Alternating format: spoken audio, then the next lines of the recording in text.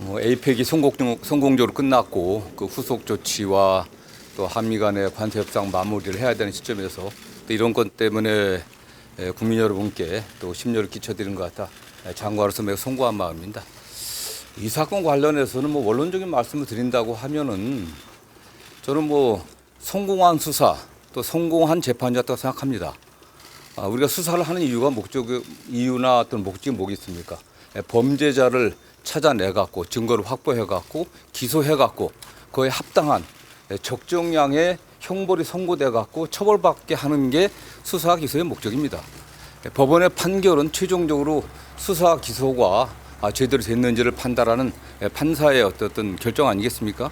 그런 측면에서 이번 대장동 관련 사건은 통상적인 기준에 비춰 봤을 때 검찰이 구형했던 양보다도 두 사람은 더 많은 형을 선고받았고 통상적인 검찰의 항소 기준인 그 양형 기준보다도 초과하는 그런 형을 선고받았습니다. 저는 그렇기 때문에 이 사건 관련해갖고 수사한 검사들도 최선을 다해 나름 수사를 했었고 물론 여기에 관련해서는 수사 과정에 여러 가지 문제점이 있었다는 얘기도 좀 많이 나오고 있습니다. 또 공판 검사들도 최선을 다해 공판 유지를 해갖고 공소 유지를 해서 그에 합당한 결과를 냈다고 생각합니다. 특히 가장 핵심적인 유동규에 관련해서는 7년 구형했지만 8년형이 선고됐습니다. 아시는 것처럼 검사가 최종 그 재판에서 구형을 하는 것은 수사를 한 검사가 검찰의 내부 기준에 맞춰갖고 이런 정도면은 최대한은 구형하는 겁니다. 그 구형보다도 판결 선고량이 더 많이 나왔습니다. 물론 법원의 판결 내용에 일부 법리적인 해석의 관점에서 약간의 차이가 있었지만은 전체적으로는 수사 결과에 대해서 법원에서는 제대로 판단했다고 좀 보고 있습니다. 네. 대검사청으로부터는 항소가 필요하다는 취지의 보고를 받으셨던 건 맞으세요? 저는 맨 처음에 이 사건 결과 법원 선고 나왔을 때 통상적으로 중요 사건 관련해서는 검찰 통해서 법무부에 보고가 옵니다. 보고가 왔고 그렇게 선고가 됐구나. 그런 정도 보고받았고 그런데 항소 여부는 신중하게 알아서 판단해라. 맨 처음에 그렇게 얘기한 것 같습니다.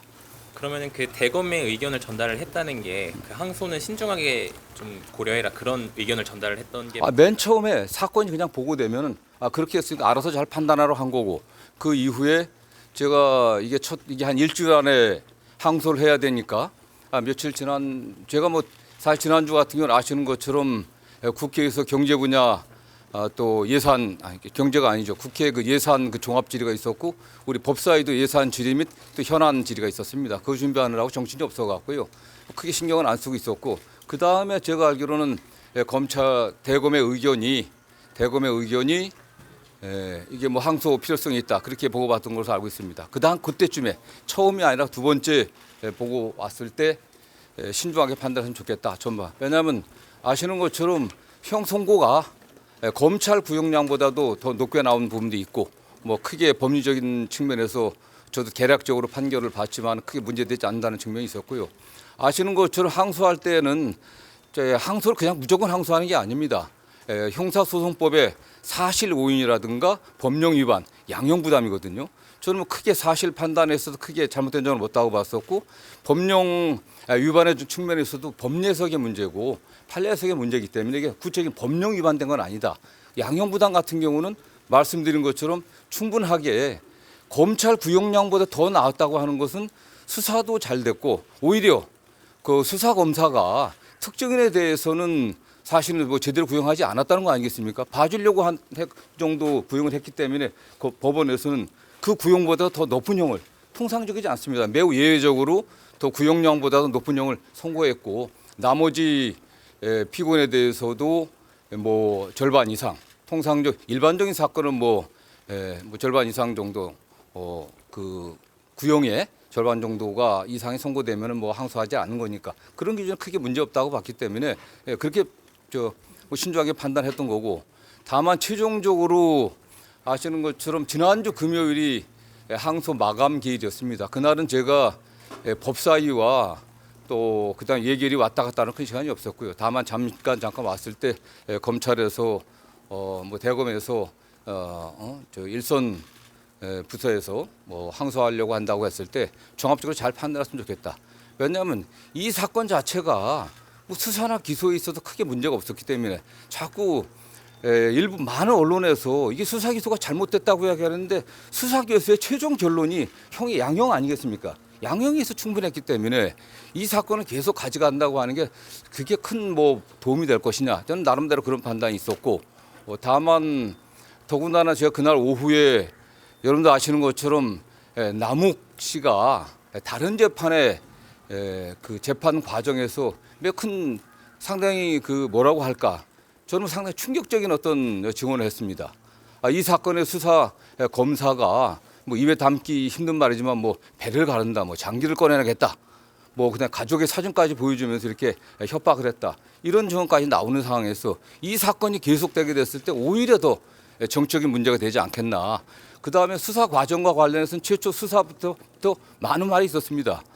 유동규 씨 관련해서는 그가 수사에 협조해 주는 대가로 오히려 양형을 거래한 게 아니냐, 이런 의혹도 제기됐었고, 특히 당시 검사가 유동규 씨를 불러갖고 24시간이나 접견 면담하면서 아무런 기록은 남기지 않았고 오히려 증언이나 증거를 조작한 게 아니냐, 모해 위증하려고 한 게 아니냐, 아니 이런 의혹도 그 당시 많이 제기됐었습니다. 저는 그렇기 때문에 이런 것들이 지금 검찰이 매우 어려운 상황입니다.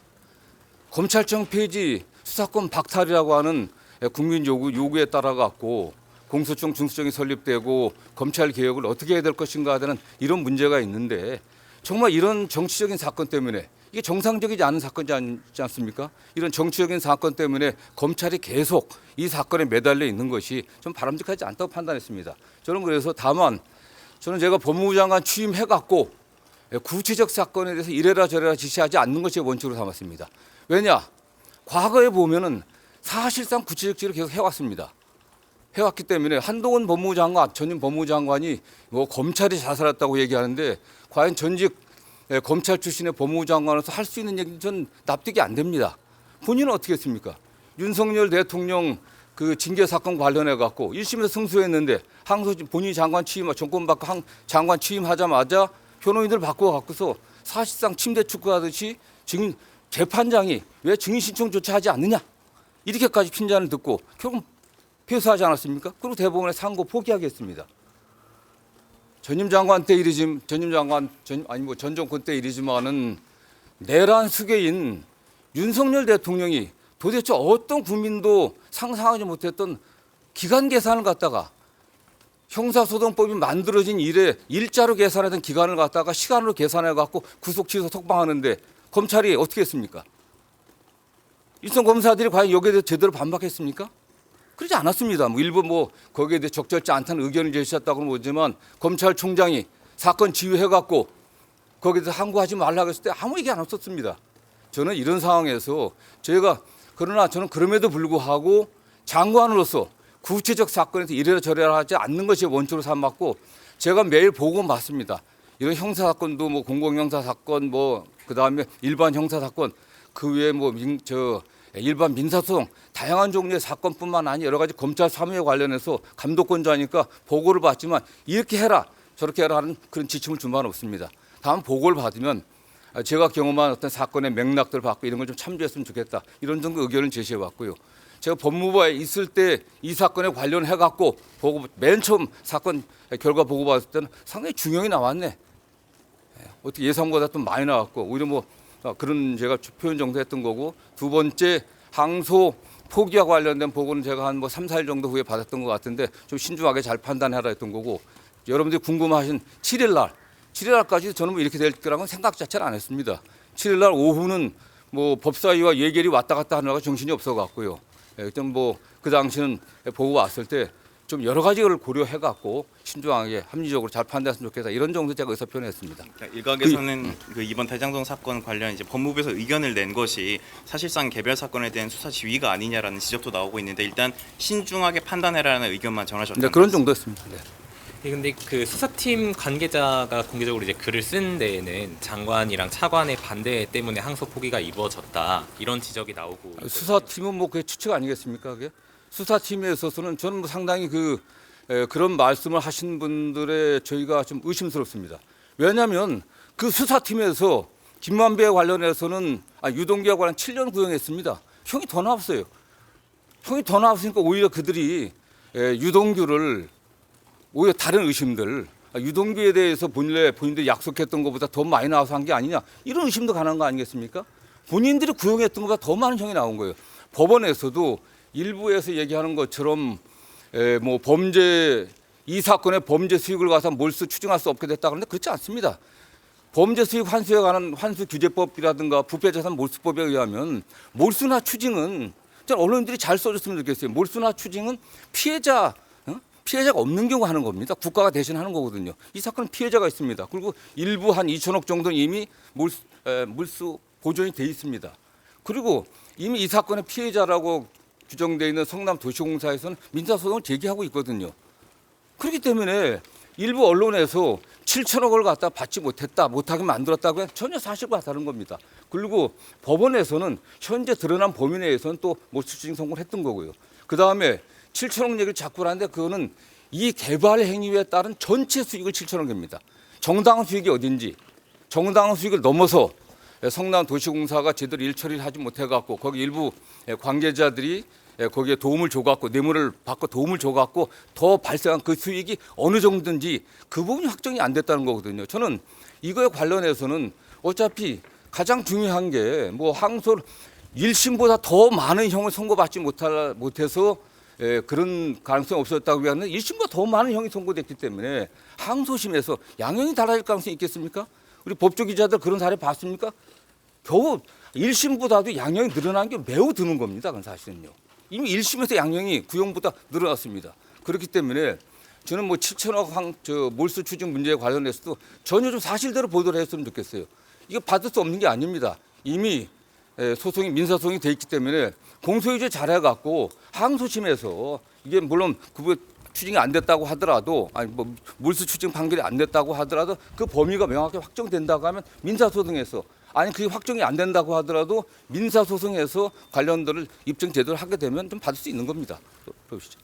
사실 이 대검찰청 예규를 좀 봤을 때 네. 선고 형량과는 무관하게 어떤 뭐 정의라든지 형평을 고려했을 때 타당성이 어느 정도 있다고 보면 항소할 수 있다는 규정이 아니 있는 바로 거죠. 그렇죠. 이게 정의의 관점이나 형평의 관점이나 수사 과정의 문제점 봤을 때 이 판결이 그게 항소할 사유입니까? 더 나았다니까요. 구형보다. 그리고 가장 중요한 게 저는 뭐 금요일 날 남욱 씨의 법정권에서 굉장히 충격을 받았습니다.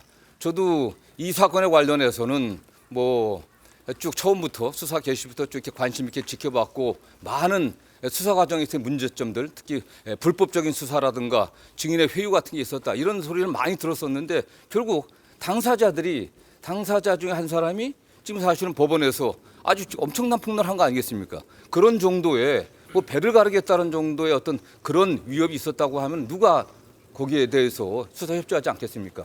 그렇기 때문에 수사 과정에 있어서 좀 문제점 들여다봐야 된다고 생각하고 있고요. 관련해서는 법원에서도 이 사건이 첫 수사팀이 계속까지 수사한 게 아닙니다. 1차 수사팀이 있었고 정권이 바뀌니까 수사팀은 완전히 바꿨습니다. 그 후에 달라진 거거든요, 사실은요. 그 후에 달라졌기 때문에 수사팀의 의견이라고 하는 것도 1차 수사팀의 의견과 2차 수사팀의 의견이 좀 다를 거라고 보고 있습니다. 그래서 2차 수사팀에 일부 참여하신 분들이 여러 가지 문제 제기를 하는데 그러나 어떻게 됐든 간에 사실관계에 있어서는 기본적으로 법원에서도 인정을 했고 문제가 있다라는 판단한 거 아니겠습니까? 그래서 중형을 선고했다고 보고 있고요. 예. 말씀하신 대로 이게 정치적으로 좀 얽혀 있는 사건이다 보니까는 이번 결정이 이재명 대통령 재판 부담 줄이기 위한 거 아니냐 이런 지적도 있는데 아니 이 사건과 이재명 대통령과 무슨 관계가 있습니까? 이재명 대통령 이미 별개로 기소돼서 재판을 진행 중이다가 지금 뭐 중단돼 있고 거기 관계자라고 하는 뭐 그 성남시 공무원들도 재판을 따라받고 있습니다. 저는 그 재판에서 그건 그 재판이고요. 이 재판과 관련해서도 법원에서 분명히 대통령과 관련해서 어떠한 그 판결 이유에서도 소시된 바가 없습니다. 오히려 뭐 대통령을 제가 고려하고 했다면 또 다른 판단도 다른 의견도 낼 수 있었겠지만은 저는 이건 이 사건에 관련해 저의 의견은 저도 변호사를 오래 한 사람이고 또 법무부 장관으로서 책임감을 갖고 더군다나 지금 검찰이 처한 여러 현실을 고려할 때 이 사건은 우리 검찰이 여기에 매달려 계속 가는 거지. 만약 또 다른 경우도 있지 않겠습니까? 다른 판단을 했을 때 또 문제가 될 것이고 어떤 경우 좀 문제가 되는데 지금 검찰이 해야 될 일은 지금 매우 어려운 시기 아니겠습니까? 뭐 검찰청 폐지, 수사권 박탈 있다고 하는 어떤 정치권의 요구도 있고 국민적 요구도 있습니다. 이 상황에서 그런 문제에 검찰이 우리가 어떻게 혁신해야 되는지, 우리가 어떻게 개혁해야 할 것인지 이런 문제에 좀 더 집중하는 게 좋겠다는 평소 생각의 일부 반영이 됐다고 저는 생각합니다. 장관님, 이번 사건 관련해서 중앙지검장이 사의를 표했고, 그리고 또 이제 전국 검사장들도 이 부분에 대해서 추가적인 설명이 필요하다, 대검에 이런 소명을 좀 요구하고 있는 상황이거든요. 저는 이런 뭐 물론 그런 의견을 낼 수 있겠지만은 좀 상당히 안타깝습니다. 중앙지검장의 위치가 그냥 가벼운 위치 아니겠습니까? 대한민국의 검찰이 처리한 사건은 굉장히 많습니다. 99%의 사건은 일반 서민들이 겪고 있는 많은 그런 형사상의 피해들, 그걸 처리하는 민생 사건이 대부분입니다. 수많은 형사부 검사들이 현장에서 그야말로 잠 안 자고 그야말로 피땀 흘리면서 국민들의 재산을 지키고 안전을 지키고 생명을 지키려고 최선을 다하고 있습니다.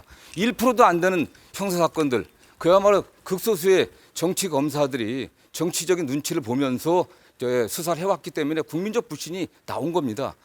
검찰권을 너무 오용하고 남용했기 때문에 검찰 개혁하자고 하는 거 아니겠습니까? 검찰권 오용과 남용의 사례가 뭐가 있겠습니까?